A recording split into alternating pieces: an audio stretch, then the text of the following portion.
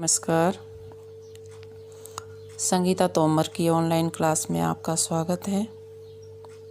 Dear student, आज का ये वीडियो +1 के क्लास के लिए लेकर आई हूँ और ये +1 का तीसरा चैप्टर है।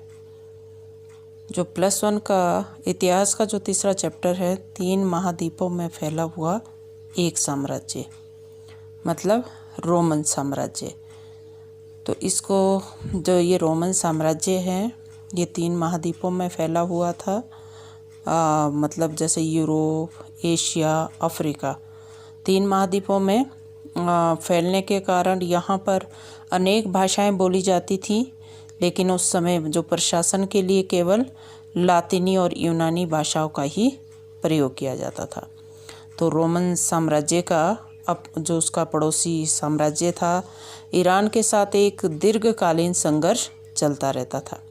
और ईरान में 224 ईस्वी में ससानी जो साम्राज्य था, राजवंश जो था, उसकी स्थापना हुई थी।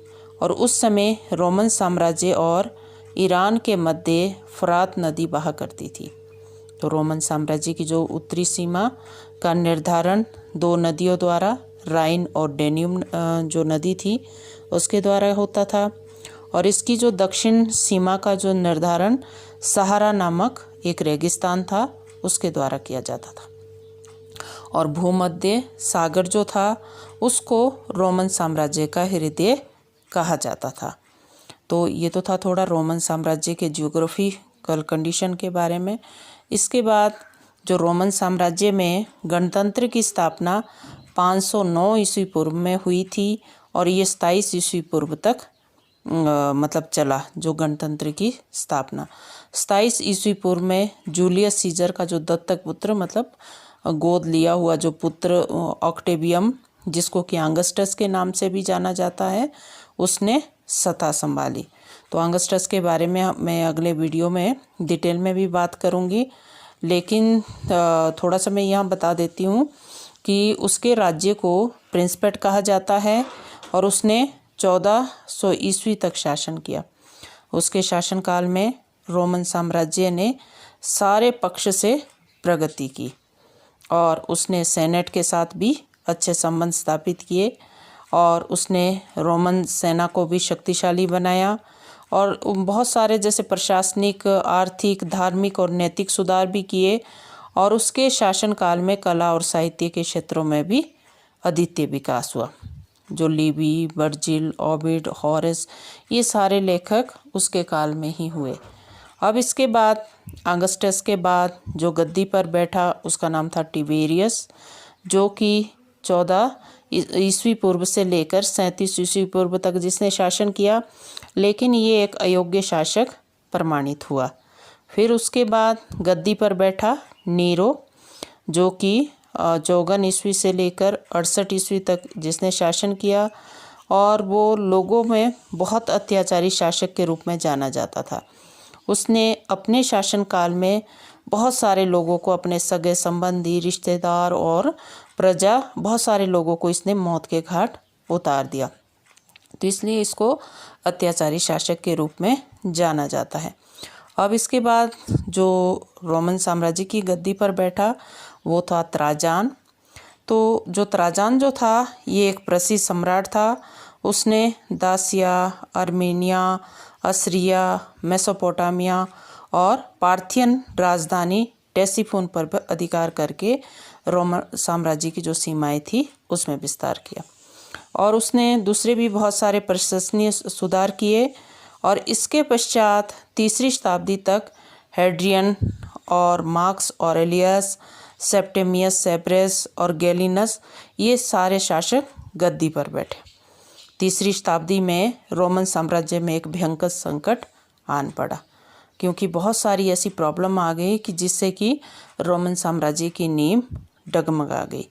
जैसे कि जो ससानी वंश, जो ईरान का जो ससानी वंश था, उसका जो शासक था शापुर प्रथम, उसने पूर्वी रोमन साम्राज्य की जो राजधानी थी एंटियोक पर अधिकार कर लिया। और इस काल में जर्मन मूल की अनेक जातियों ने अपने आक्रमण के कारण रोमन साम्राज्य को बहुत नुकसान पहुंचाया। और इस समय रोमन साम्राज्य राजनीतिक पक्ष से भी बहुत कमज़ोर हो चुका था। और इस बात का तो आप अंदाज़ा खुद ही लगा सकते हैं कि 47 वर्षों के भीतर वहाँ पर 25 सम्राटों ने शासन किया। तो रोमन साम्राज्य में फैली अराजकता के कारण वहाँ विद्रोह हुए, लूटमार होगी और वहाँ फिर इसके साथ साथ भयानक बीमारियाँ, अकाल और बहुत सारी मतलब जो जैसे प्लेग वगैरह बीमारियाँ जब फैली तो उससे वहाँ की जो स्थिति थी बहुत बहुत विस्फोटक होगी।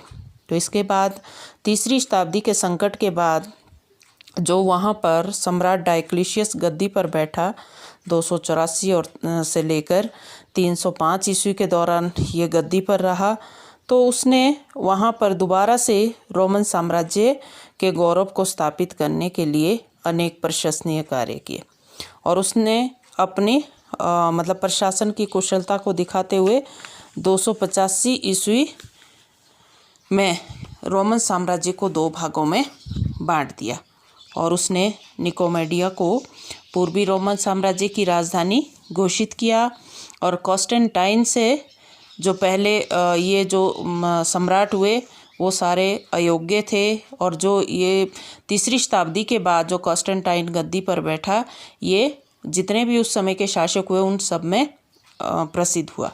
उसने 306 ईस्वी से लेकर 337 ईस्वी तक शासन किया और उसने रोमन साम्राज्य की आर्थिक दशा को बहुत मजबूत बनाया और इसके साथ साथ उसने यातायात के साधनों, उद्योगों तथा विदेशी व्यापार को भी प्रोत्साहित किया। और यहाँ पर जो मोस्ट इम्पोर्टेंट जो बात है कि उसने सॉलिडस नाम की एक सोने की मुद्रा चलाई। जी हाँ स्टूडेंट, जो सॉलिडस है ये एक सोने की मुद्रा होती थी और इसका भार 4.5 ग्राम के बराबर होता था और उसने 313 ईस्वी में ईसाई धर्म को रोमन साम्राज्य का राज्य धर्म घोषित कर दिया, क्योंकि इससे पहले वाले जितने भी शासक हुए उन सब ने ईसाई धर्म और उससे जो संबंधित जो लोग थे उन सबको बहुत बुरी तरह से मौत के घाट उतारा था। और उसने 330 ईस्वी में कुस्तुनतुनिया को रोमन साम्राज्य की राजधानी बनाया। तो उसके मतलब किए गए जो उल्लेखनीय कार्य है, योगदान है, उसके कारण रोमन साम्राज्य जो था वो अपने फिर से एक बार उन्नति की तरफ गया। लेकिन उसके बाद के जो शासक गद्दी पर बैठे उनके द्वारा कुछ ऐसे कार्य किए गए कि जिससे कि रोमन साम्राज्य पतन की ओर बढ़ गया। अब जो रोमन साम्राज्य है वहाँ पर किस तरह का सामाजिक, आर्थिक, राजनीतिक जो दशा थी तो उसके बारे में थोड़ा सा मैं आपको बताऊंगी कि रोमन साम्राज्य में जो थी वो 3 श्रेणियों में बांटा हुआ था। जैसे आज भी है कि कोई अमीर वर्ग है, कोई मध्यम वर्ग है, कोई निम्न वर्ग में है, तो इस तरह से उस समय भी 3 श्रेणियों में बटा हुआ था। प्रथम श्रेणी अभिजात वर्ग के लोग, मतलब राजा, उसके नौकर चाकर, उसके परिवार के संबंधी, ये सारे अभिजात वर्ग में आते थे और इनका जीवन बहुत ऐश्वर्य का होता था। बड़े बड़े भवनों में रहते थे और इनके मतलब सेवा के लिए बहुत सारे नौकर चाकर होते थे। अब मध्यम श्रेणी जो थी उसमें सैनिक, व्यापारी और किसान होते थे। इनका जीवन भी अच्छा होता था और इनको ज़्यादा मेहनत करने की ज़रूरत नहीं थी। और सबसे जो तीसरी जो श्रेणी थी, या इसको हम सबसे निम्नतर श्रेणी भी कह सकते हैं, इसमें मजदूर और दास सम्मिलित थे और इनका जो जीवन था एक तरह से नर्क के समान था। कहने का अभिप्राय कि इनके ऊपर अनेक तरह के प्रतिबंध और अनेक तरह के पाबंदियां लगी हुई थी, जिसके कारण इनका जो जीवन था एक तरह से जानवरों से भी बदतर था। इन्हें 2 वक्त की रोटी के लिए भी मतलब बहुत मेहनत करनी पड़ती थी। ये 16 से 18 घंटे काम करते थे, फिर भी इनको भरपेट भोजन नहीं दिया जाता था। और उस समय रोमन जो समाज में एकल परिवार की प्रथा प्रचलित थी और परिवार में पुत्र का होना आवश्यक समझा जाता था। और उस समय रोमन साम्राज्य में जो स्त्रियां होती थी इनकी दशा अच्छी थी, वो शिक्षित भी होती थी, उन्हें संपत्ति का अधिकार भी प्राप्त था और रोम के जो लोग थे ये आर्थिक पक्ष से भी खुशहाल थे और इसलिए वो अच्छा जीवन व्यतीत कर रहे थे। और उस समय इसका कारण ये भी था कि उस समय जो कृषि, उद्योग और व्यापार वो काफ़ी उन्नत था। और उस समय रोम के लोग अनेक देवी देवताओं की पूजा करते थे, लेकिन जो जुपिटर जो था उनका प्रमुख देवता होता था। और उस समय रोम के जो सम्राट थे वो अनेक दूसरे देवता की भी पूजा करते थे, जैसे उस समय मित्र धर्म। जो मित्र धर्म है इसमें सूर्य की पूजा की जाती है। और विशेषकर जब रोमन शासकों ने अंतोलिया पर अपना अधिकार कर लिया था तो उस समय उन्होंने वहाँ का जो मित्र धर्म था उससे वो बहुत प्रभावित हुए। और उन्होंने इस जो ये धर्म जो था ये ज़्यादातर मतलब इसमें बहादुरी और अनुशासन पर बल दिया जाता था। तो उन्होंने शीघ्र ही रोमन जो शासकों ने इस धर्म को अपना लिया और अपने सैनिकों में इसको लोकप्रिय बना दिया। उनका जो दूसरा धर्म था वो था यहूदी धर्म।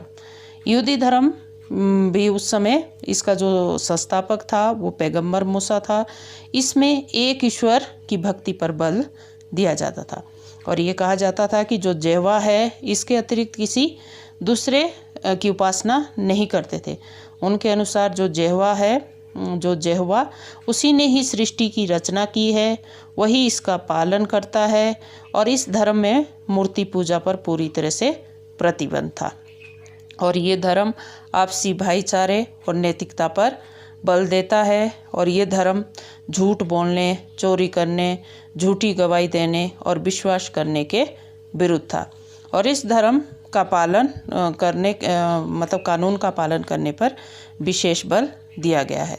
तो यहाँ पर जो इस धर्म की पवित्र पुस्तक है वो तोरा कहा जाता है।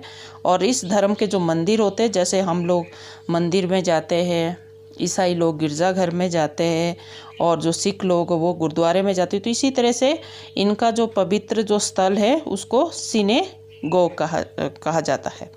इसके बाद वहाँ पर ईसाई धर्म, जबकि जितने भी कॉन्स्टेंटाइन से पहले के शासक हुए वो सारे ईसाई धर्म के विरुद्ध थे। और ईसाई धर्म के जो संस्थापक है ईसा मसीह है और उनके जो उपदेश है वो बिल्कुल सरल और साधारण है। और उसमें मानव जाति के कल्याण की बात की है और उन्होंने लोगों को आपसी भाईचारे और प्रेम का संदेश दिया है। और वो भी एक परमात्मा में विश्वास रखते हैं। और उन्होंने हमेशा अपने धर्म में गरीब, असहाय और जो अनाथ लोग हैं उनकी सहायता करने की बात कही है। और वे हृदय की पवित्रता और क्षमाशीलता पर बहुत बल देते हैं। तो उनकी जो पवित्र पुस्तक है वो बाइबल है और इनका जो धार्मिक स्थल है वो गिरजाघर है।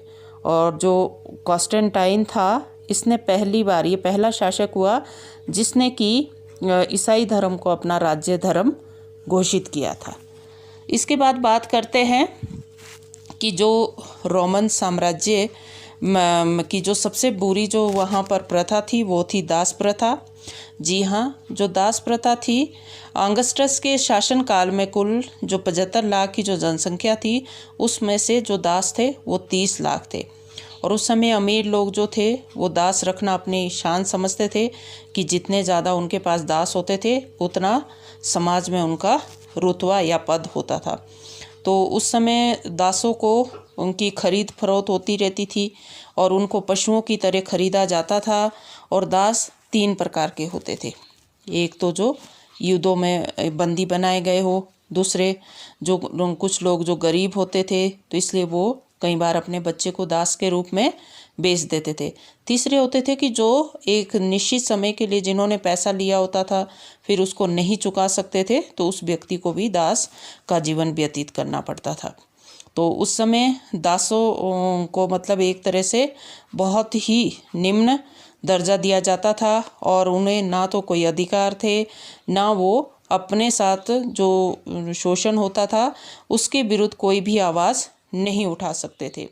वैसे तो बहुत सारे जो शासक हुए